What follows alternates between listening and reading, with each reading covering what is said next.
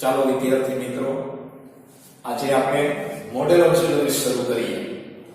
Model ઓક્સિલરીઝ એનો અર્થ એવો થાય છે કે સહાયકારક ક્રિયાપદો. સહાયકારક ક્રિયાપદો. મોડેલ ઓક્સિલરીઝ નો અર્થ સહાયકારક ક્રિયાપદો. આગળ સહાયકારક ક્રિયાપદો મોડેલ ઓક્સિલરીઝ માં આવે. Can, may, should, would, could, must અને might. મિત્રો, ઇંગ્લિશ ભાષામાં 20 સહાયકારક ક્રિયાપદો છે. એમાં 13 સહાયકારક ક્રિયાપદો ટેન્સ માં આવે અને 7 સહાયકારક ક્રિયાપદો મોડેલ ઓક્સિલરીઝ માં આવે. ટેન્સ માં કયા સહાયકારક ક્રિયાપદો આવશે? am, is, are, was અને were, shall અને will, do, does, did, have, has, had એમ કરીને કુલ 13 સહાયકારક ક્રિયાપદો ટેન્સ ની અંદર આવે અને 7 સહાયકારક ક્રિયાપદો can, may, should, would, could, must અને might મોડેલ ઓક્સિલરીઝ માં આવે. આ 20 સહાયકારક ક્રિયાપદોનો કાંઈ અર્થ થતો નથી. ચાલો આગળ વાક્ય રચના. મિત્રો, ટેન્સ અને મોડેલ ઓક્સિલરીઝ બેની વાક્ય રચના એક સરખી જ આવે. કર્તા, ક્રિયાપદ, કર્મ, અન્ય શબ્દો. અને જો પેસિવ હોય તો પેલો શબ્દ કર્મ, ક્રિયાપદ, બાય પ્લસ કર્તા, અન્ય શબ્દો. તો કહેવાનો અર્થ એમ કે ટેન્સ અને મોડેલ ઓક્સિલરીઝ બંનેની વાક્ય રચના એક સરખી જ આવે, પણ જે રીતે તમે ક્રિયાપદ લખો એ રીતે વાક્ય ઓળખાય. માની લો કે ચાલુ વર્તમાન કાળ પ્રમાણે તમે ક્રિયાપદ લખો તો વાક્ય ચાલુ વર્તમાન કાળનું કહેવાય. વાક્યમાં ટેન્સને બદલે should નો પ્રયોગ કરીને વાક્ય બનાવેલું હોય તો પછી વાક્ય મોડેલ ઓક્સિલરીઝ નું કહેવાય. એટલે ટેન્સ અને મોડેલ ઓક્સિલરીઝ એની વાક્ય રચના તો એક સરખી જ આવે, પણ ક્રિયાપદ એક સરખું ન આવે. ક્રિયાપદ ઉપરથી જ એ ઓળખાય કે ક્યાં ટેન્સ નું વાક્ય છે કે પછી મોડેલ ઓક્સિલરીઝ નું છે. ચાલો જુઓ વાક્ય રચના. મિત્રો, મોડેલ ઓક્સિલરીઝ બે પ્રકારની હોય છે. એક સાદા સ્વરૂપની અને બીજું પૂર્ણ સ્વરૂપની. સાદા સ્વરૂપની મોડેલ ઓક્સિલરીઝ તમે ધોરણ 10 માં શીખી ગયા અને પૂર્ણ સ્વરૂપની મોડેલ ઓક્સિલરીઝ ધોરણ 11 અને 12 માં આવે. તમારે 12માની પરીક્ષા આપવા માટે તમારે બંને મોડેલ ઓક્સિલરીઝ શીખવી પડે. તો ચાલો, સાદા સ્વરૂપની મોડેલ ઓક્સિલરીઝ હોય તો એમાં ક્રિયાપદ કઈ રીતે લખાય? એક્ટિવ વાક્ય હોય તો ક્રિયાપદ આ રીતે લખાય: મોડેલ ઓક્સિલરીઝ પ્લસ ક્રિયાપદનું મૂળ રૂપ. જેમ કે can go, may go, should go, would go, could go, must go, might go. પછી સાદા સ્વરૂપની પેસિવ રચના હોય તો ક્રિયાપદ આ રીતે લખાય: model auxiliaries plus be plus pp. જેમ કે can be spoken, may be spoken, should be spoken, would be spoken, must be spoken. આ રીતે. એવી રીતે પૂર્ણ સ્વરૂપની મોડેલ ઓક્સિલરીઝ હોય તો ક્રિયાપદ આ રીતે લખાય: મોડેલ ઓક્સિલરીઝ નો 7 માંથી કોઈ પણ એક શબ્દ, પછી have, પછી ભૂતકૃદંત. અને પેસિવ રચના હોય તો મોડેલ ઓક્સિલરીઝ નો 7 માંથી કોઈ પણ એક શબ્દ, પછી have, been, ભૂતકૃદંત. મિત્રો, કાળ હોય કે મોડેલ ઓક્સિલરીઝ હોય, એક્ટિવ કરતા પેસિવમાં ક્રિયાપદનું એક સ્ટેપ વધારે જ હોય. એક્ટિવમાં ક્રિયાપદના 2 સ્ટેપ હોય તો પેસિવમાં ક્રિયાપદના 3 સ્ટેપ આવે. એક્ટિવમાં ક્રિયાપદના 3 સ્ટેપ હોય તો પેસિવમાં ક્રિયાપદના 4 સ્ટેપ આવે. એટલે એક્ટિવ કરતા પેસિવમાં એક સ્ટેપ વધારે હોય. જો તમારે ઇંગ્લિશ શીખવું હોય તો વાક્યમાં ક્રિયાપદ કઈ રીતે લખાય એ જ શીખવાનું હોય છે. ચાલો પહેલો શબ્દ શીખીએ કેન. જુઓ, માત્ર સાદું સ્વરૂપ જ લાગુ પડે છે. એટલે જે વાક્યમાં કેન આવે એ વાક્યમાં આ રીતે વાક્ય રચના લાગુ પડે, આ રીતે વાક્ય રચના લાગુ ના પડે. એટલે કેન એને ખાલી સાદું સ્વરૂપ જ લાગુ પડે, પૂર્ણ સ્વરૂપ નહીં. જોઈ લો, અહીંયા અમુક વાક્યો લખેલા છે, એમાં can speak, can carry, can count. એટલે ક્રિયાપદ આ રીતે થયું: can speak, can count, can carry. Can અહીંયા ક્યારેય નહીં આવે, કારણ કે કેન ને પૂર્ણ સ્વરૂપ લાગુ પડતું નથી. આગળ વધીએ મિત્રો. અહીંયા 7 શબ્દો લખેલા છે મોડેલ ઓક્સિલરીઝના. એમાં પહેલા 2 શબ્દો કેન અને મે, આ 2 શબ્દોને માત્ર સાદું સ્વરૂપ જ લાગુ પડે, પૂર્ણ સ્વરૂપ નહીં. આગળ વધીએ. ઉપયોગ: શક્તિ અને સામર્થ્ય દર્શાવવા માટે કેન વપરાય. શક્તિ કે સામર્થ્ય એને ઇંગ્લિશમાં કહેવાય એબિલિટી. તો શક્તિ અને સામર્થ્ય દર્શાવવા માટે કેનનો ઉપયોગ થાય. એ જ વાક્યની અંદર કેન આવે જે વાક્ય શક્તિ અને સામર્થ્ય દર્શાવતું હોય.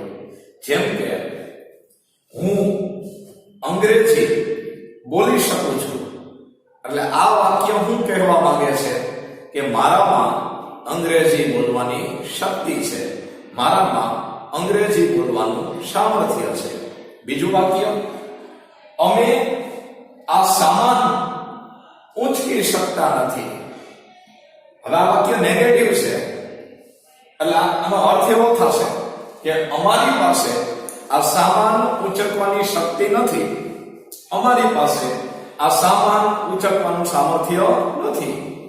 તો મિત્રો, એ જ વાક્યમાં કેન આવે જે વાક્ય શક્તિ અને સામર્થ્ય દર્શાવતું હોય. આપણી પાસે કોઈ કાર્ય કરવાની શક્તિ છે, આપણી પાસે કોઈ કાર્ય કરવાનું સામર્થ્ય છે એવું દર્શાવવા માટે ઇંગ્લિશમાં કેન આવે. આગળ વધીએ. ક્રિયાપદનો અર્થ: ઇંગ્લિશમાં ક્રિયાપદ આ રીતે લખાય, ગુજરાતીમાં આ રીતે લખાય. જે વાક્યમાં કેન આવે એ વાક્યમાં ક્રિયાપદનું ગુજરાતી કરો ત્યારે છેલ્લે શકે છે, શકું છું, શકીએ છીએ આવા શબ્દો બોલાય. મને તમે પૂછો કે લખી શકે છે, લખી શકું છું, લખી શકીએ છીએ, એનું ઇંગ્લિશ શું થાય? તો હું એવું કહીશ કે કેન રાઇટ, પછી કેન રન એટલે દોડી શકે છે, દોડી શકું છું, દોડી શકીએ છીએ. કેન સ્પીક બોલી શકે છે, બોલી શકું છું, બોલી શકીએ છીએ. પછી કેન રીડ વાંચી શકે છે, વાંચી શકું છું, વાંચી શકીએ છીએ. આ રીતે મિત્રો CAN કેન એક સહાયકારક ક્રિયાપદ છે અને સહાયકારક ક્રિયાપદનો કાંઈ અર્થ ન થાય. એટલે એમ તમારે નથી માની લેવાનું કે કેનનું ગુજરાતી શકે છે થાય, એમ માનવાનું નથી. પણ જે વાક્યમાં કેન આવે એ વાક્યના ગુજરાતીમાં આવા શબ્દો તમે બોલો એટલે એ વાક્યનું તમારાથી ભાષાંતર થઈ જાય. એવું શિક્ષકો એના અનુભવ પરથી કહેતા હોય. બાકી ખરેખર સહાયકારક ક્રિયાપદનો કાંઈ અર્થ ન થાય, એટલે કેન એનો પણ કાંઈ અર્થ ન થાય. આગળ વધીએ. કેનનો સમાનાર્થી શબ્દ થાય છે be able to. Be able to એનો અર્થ એવો થાય ને માટે સમર્થ હોવું. જો સમર્થ શબ્દ આવ્યો એટલે બી એબલ ટુ એ પણ સામર્થ્ય દર્શાવે, તો જ એ કેન નો સમાનાર્થી કહેવાય. મિત્રો, કેન એ વર્તમાન કાળ દર્શાવે છે. કેન નું ભૂતકાળ કુડ થાય છે. તો કેન નો સમાનાર્થી બી એબલ ટુ હોય તો વર્તમાન કાળમાં બી ક્રિયાપદ કઈ રીતે લખાય? એમ ઇઝ કે આર. હજી એકવાર કહું છું, કેન વર્તમાન કાળ દર્શાવે છે. કેન નું ભૂતકાળ કુડ થાય છે. તો કેન વર્તમાન કાળ દર્શાવતું હોય તો કેન નો સમાનાર્થી શબ્દ થાય am able to, is able to, are able two.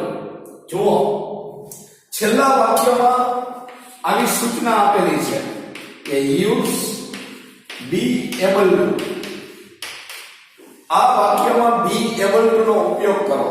તો સૌથી પહેલા આપણે બી નો પ્રયોગ કરીએ. તો જ્યાં કેન આપ્યું છે ત્યાં બી લખવાનું. બી એટલે એમ ઇઝ કે આર લખવાનું. અને એમાં યુ ની સાથે શું આવશે? તો કે આર. એટલે સહાયકારક ક્રિયાપદ કેન એની જગ્યાએ સહાયકારક ક્રિયાપદ આર. હવે વધ્યું એબલ ટુ. તો એબલ ટુ ને ક્યાં લખવાનું? મુખ્ય ક્રિયાપદ ની આગળ. મુખ્ય ક્રિયાપદ ક્યાં છે? કાઉન્ટ. એ કાઉન્ટ ની આગળ એબલ ટુ લખવાનું. અહીંયા લખવાનું એબલ ટુ. એટલે વાક્ય આ રીતે બનશે: are you able to count the stars? શું તમે સ્ટાર ગણવા માટે સમર્થ છો? જો કેન આવે તો ગુજરાતીમાં શકે છે, શકું છું બોલાય. કેન કાઉન્ટ એટલે ગણી શકો છો, અને આર એબલ ટુ કાઉન્ટ એટલે ગણવા સમર્થ છો.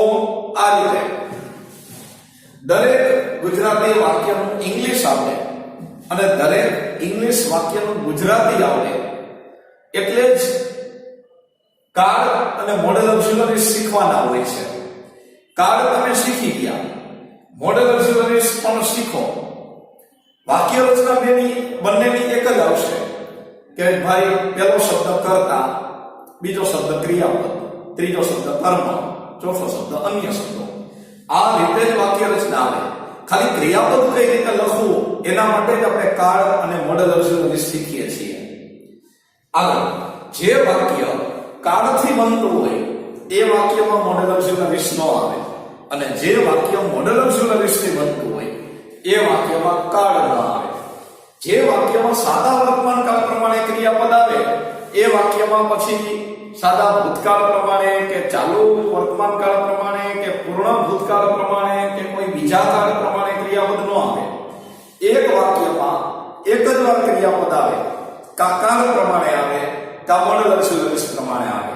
જો કાળ પ્રમાણે ક્રિયાપદ આવે તો ગમે એક કાળ પ્રમાણે જ ક્રિયાપદ આવશે. ઓકે, આગળ વધીએ. હવે જુઓ, કેન સ્પીક બોલી શકે છે. કેન નોટ કેરી ઉચકી શકતો નથી. કેન કાઉન્ટ ગણી શકે છે. મેં શેની ચર્ચા કરી? ક્રિયાપદની. ઇંગ્લિશમાં ક્રિયાપદ આ રીતે લખાય, ગુજરાતીમાં ક્રિયાપદ શકીએ છે, શકું છું, શકીએ છીએ આવા શબ્દો સાથે લખાય. તો અહીંયા આપણે મોડેલ ઓક્ઝિલરીઝનો પ્રથમ શબ્દ પૂર્ણ કરીએ.